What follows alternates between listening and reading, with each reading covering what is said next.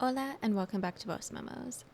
On the Voice Memos podcast, I tend to cover career, creativity, and self-care, and increasingly politics and current culture. I'm your host, Angela George, and in this episode, I want to cover my experience at Twin Cities No Kings. Spoiler, super peaceful, super fun. And also how the current political climate intersects with this book I just finished reading. I'm starting to worry about this big black box of doom by Jason Pargin. So if reading, pop culture, politics, all of that interests you, stick around and let's get into it.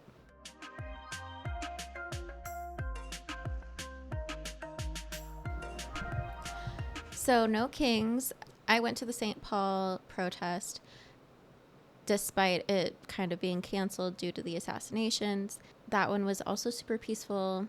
Honestly, the weather was more October than this one was. Sunny, bright, beautiful, like blue skies. It felt very much like, I don't know, it was a day to spend outside with people, which is exactly what we did at No Kings.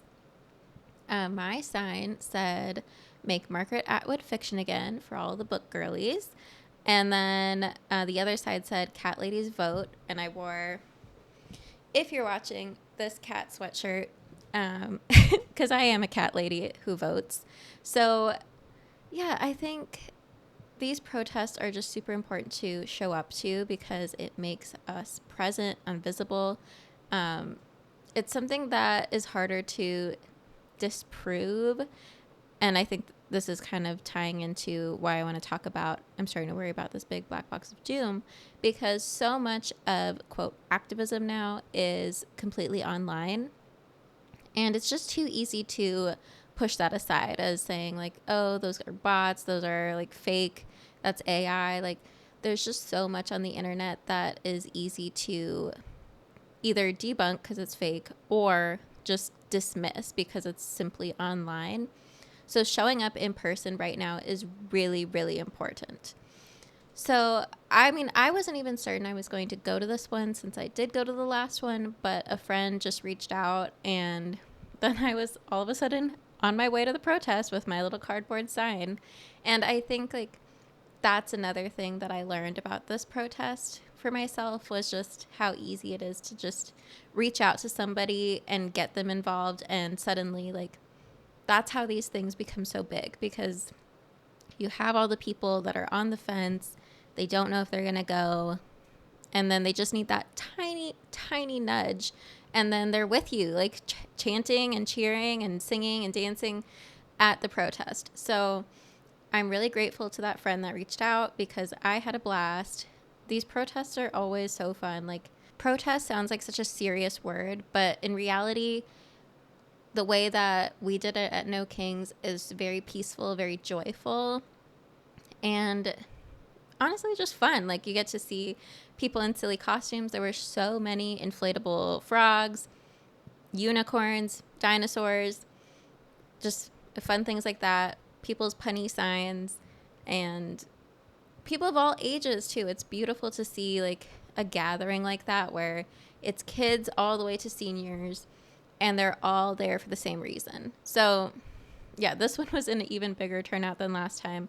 100,000 plus people showed up in Minneapolis. And yeah, like there were a lot of frogs. I think standing with Portland was really important because, like I said, online, there's a full on like smear campaign that's saying like Portland is a war zone. But then like we show up and we're just like Portland where we are peaceful and joyful and dressed up fun. And so I think the frogs was like a great symbol that like is now part of No Kings. And yeah, like there were a lot of Mean Girls quotes and signs because it was October with the whole October 3rd. So one of my favorite signs was "Trump is a fugly slut." I think like if Trump is going to be a bully, like that is mean girl behavior. So that makes sense. That made sense to me. So great time at No Kings. If you're not connected, get involved, get connected. It's as easy as signing up for a newsletter, following an Instagram. And these organizers are so good at getting people together in a safe way, and all you have to do is show up. And I mean, you don't even have to make a sign if you don't want to, because just being there is enough. The aerial shots of showing like how many people were there was just hard to even comprehend. Like, everyone just was like these tiny little specks, and when you add it up, 100,000 people are there. And this is Minnesota, where like it's blue, so yeah, obviously we're mad. But I was hearing from friends that like went out into smaller towns that weekend that aren't as blue as the Twin Cities, and they still had like 1,000 people show up for their No Kings protest. So it is just another reason to show up, is to not feel so alone. I think like social media really isolates us. And another reason, I'm like trying not to get too much into it before I'm done talking about No Kings, but like I said, social media is making everything so much worse than it already is. Like, things are bad with this administration, atrocious, the worst they've ever been. But social media makes it 10 times worse and more inflated. And it makes people angry enough to show up in person. So in some ways, that's a good thing. It's good that we can use social media to connect and actually be together. But when social media is the thing that's tearing us apart, that's where I draw an issue. So I want to get into my analysis and some quotes I pulled out of this book. I'm starting to worry about the big black box of doom. And I need to shorten this title because it is so long. So I'll probably just call it Box of Doom from now on. But the synopsis is, and this is a fiction book, the synopsis is that there is this guy who he does Uber kind of in between his streaming on Twitch, named Abbott, and this woman named Heather. And very quickly in the book, they come together, and Heather convinces Abbott to take her across the country with a giant black box, which the only instructions that come with it is that under no circumstances can it be opened before arriving to that final destination, which was near the DC area. And she offers him $100,000 to take her across the country in his dad's car. So that's the premise of the book. And in this multi-day road trip, Heather slowly starts to unwrap Abbott's biases, fears, and often how technology is at the root of many of his issues with society.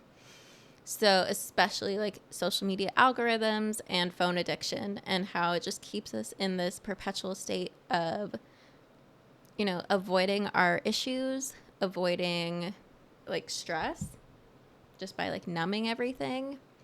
And then, yeah, like how basically, I don't think this is really a spoiler because it's not what's in the box, okay?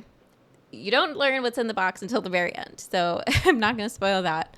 But the box itself is used as a metaphor for a relationship with screens and phones kind of being that big black box of doom. And one of my favorite quotes from the book that kind of sums it all up is, "The box doesn't train you to do anything but remain in the box." So I think we should sit with that for a second. The box doesn't train you to do anything but remain in the box. This quote is, I mean, it spoke to me because we have been dealing with so much rage bait, so much AI slop, and Trump making AI slop, where, I mean, it just makes you so furious that you have to keep scrolling, you have to keep commenting and like liking and sharing. Like, how could he do this? How could he post this? Like, it triggers our like reaction of fight or flight, and we just end up continuing to scroll, continuing to give our attention to these social media giants, and in return they continue to feed us with the most aggravating and low quality content possible. Okay, another reason I wanted to connect this book with No Kings is from this quote, which comes from like the mad scientist character that you'll meet him if you read it. But he's like described as kooky, but ultimately like his ideas are kind of true. They're like, there's a kernel of truth to each one. And this quote says, what Phil Green thought was, "Social media algorithms are a 24/7 humiliation machine. That is how a population is primed for authoritarian rule. And that's just one example. We're essentially teaching machines how to hack human insecurity. And so, what he was getting at with this quote is like the reason why we feel so isolated when we're on social media. We're always comparing ourselves to others, and we make ourselves feel worse and worse about ourselves because of what we see online. And I think this is so true because basically we have these echo chambers where Trump can look more powerful than he actually is. He posts something and it's instantly on every news cycle, no matter how dumb it is. And we saw this in the first Trump administration, and we have continued to see it, where we continue to give him attention, and thus the attention makes him feel powerful, and it makes us feel like he has power, when in reality, the attention can be just as easily taken away, and he doesn't actually have any more power than any other president did. With these algorithms 24/7, like showing us the worst of the worst from the president and continuing to fuel anger and rage. The reason why it's so important to show up to these protests is because you can see, like, you are not alone. The social media makes you feel isolated. I mean, maybe you're scrolling through the comments and you see people that agree with you, but you also see a million people that disagree with you. And suddenly you feel like you're on a little island of sanity and you're just floating out there in this sea of insane behavior.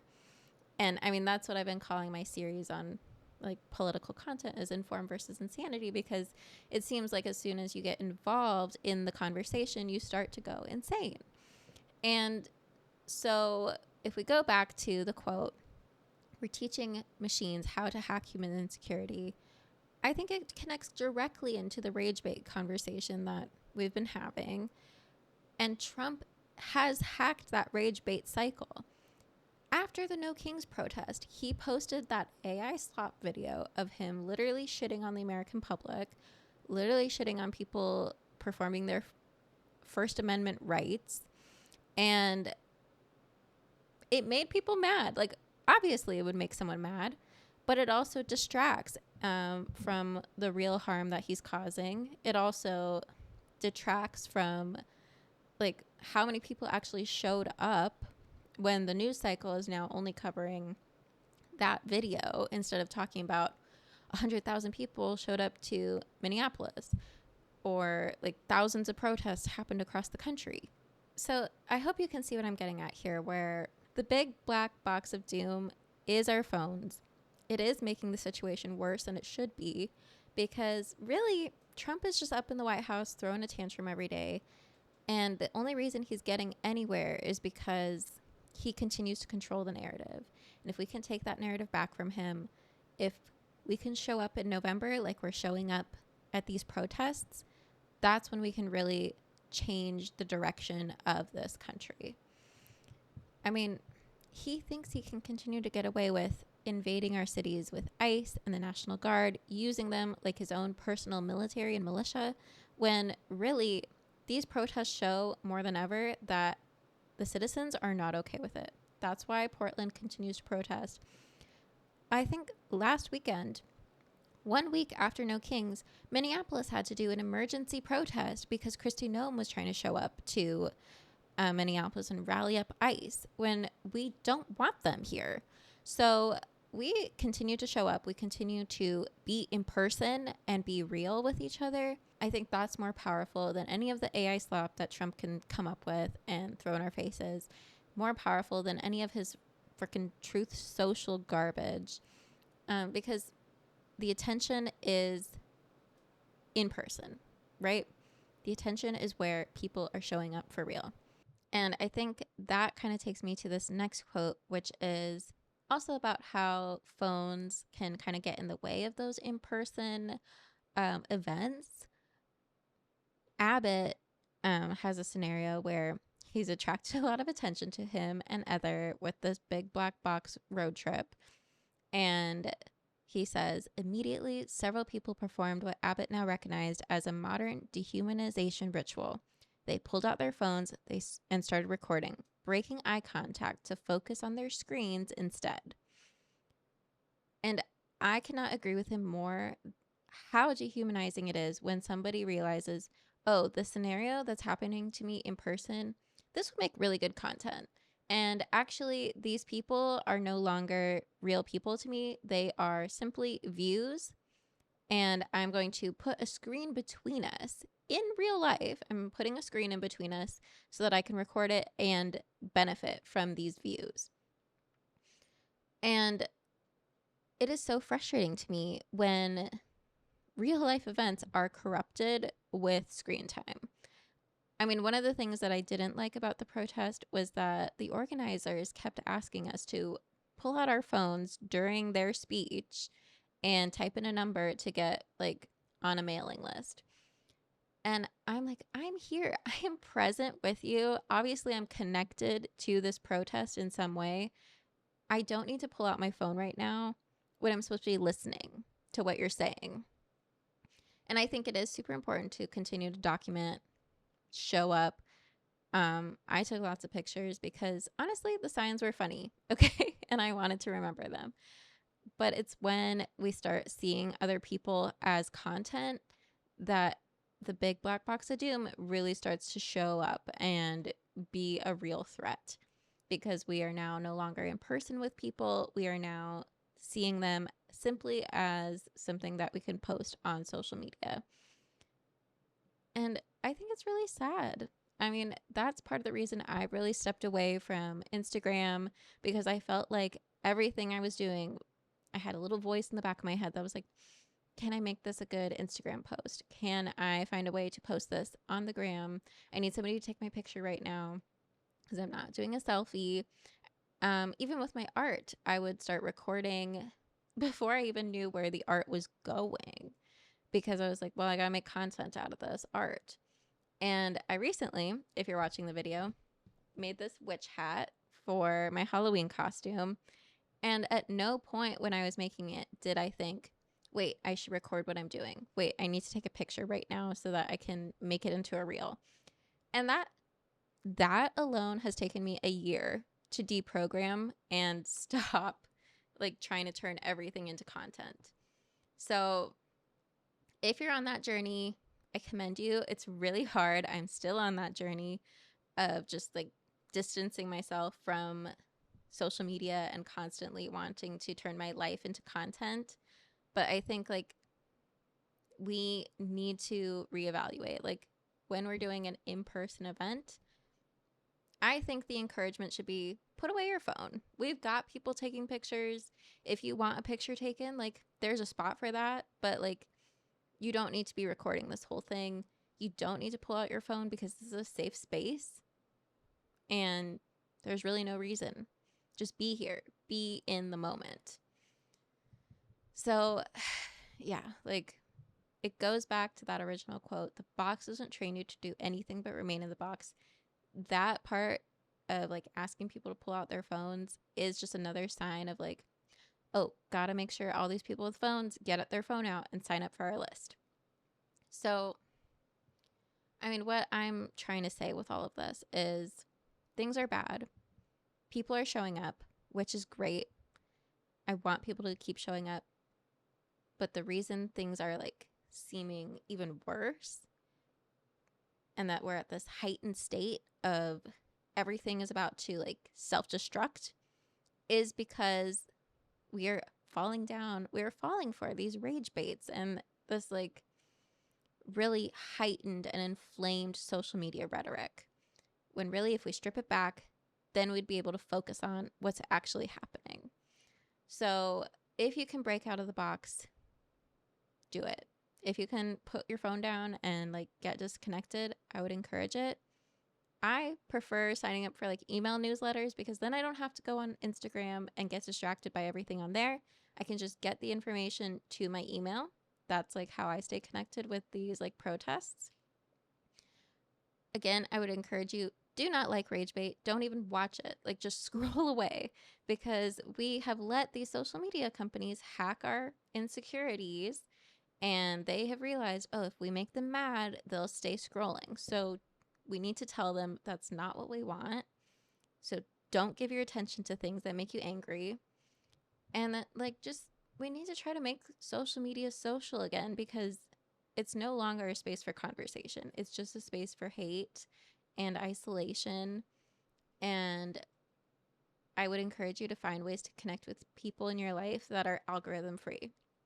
I really enjoy just like texting my friends about things that I'm doing instead of posting it, because there's really not that many people I care about in real life where it's so cumbersome. I would like have to create a group text. Like, I can just text a few people that care about the things I'm doing and that I want to hear updates from. And I mean, the what I'm seeing is people really are craving in-person connection. My last book club had 17 people show up. So if you can find ways to be present in person, both politically and socially, I would really encourage you, find those avenues that are algorithm free and take care of yourself. Uh, Trump is attention hungry, but he is weaker than he makes himself out to be. So it's okay if you need to like take a break and unplug for a little bit, because it is exhausting to keep up with it. And I mean, really, the only thing we have left for the next few weeks is to just turn out for our local elections. With that, I will leave it there. If you liked what you heard or saw today, please subscribe on YouTube, Apple Podcasts, or Spotify. And if you want to know more about the podcast, go to angelageorge.com/voice-memos. I post all my podcasts there as well, and blogs if you're interested in reading about what I have to say. And yeah, I hope you stay safe out there this Halloween or Halloween weekend if you're celebrating. And I'll see you in a few weeks. Bye.